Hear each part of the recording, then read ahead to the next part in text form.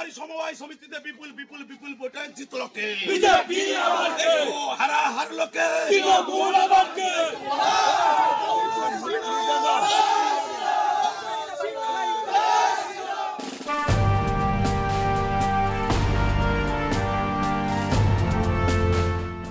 এভাবেই পূর্ব মেদিনীপুরের খেজুরিতে সমবায় নির্বাচনে জয়ী হওয়ার পর বিজেপি কর্মী সমর্থকরা মিছিল করে উল্লাসে মেতে উঠলেন।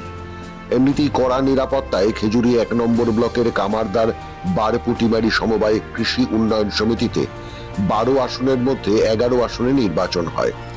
সংরক্ষণের গেরোয় কোনো দলই একটি আসনে প্রার্থী দিতে পারেননি, ফলে ওই আসনে ভোট হয়নি। ১১ আসনের ফল বের হতে দেখা যায় তৃণমূল কংগ্রেসকে ধরাশায়ী করে বিজেপি নিরঙ্কুশ সংখ্যাগরিষ্ঠতা লাভ করেছে। এই সমবায় সমিতিতে প্রায় ৩৫০ ভোটারের মধ্যে ২৭৫ জন ভোট দিয়েছেন। তারা ১১ জন বিজেপি প্রার্থীকে নির্বাচিত করেন।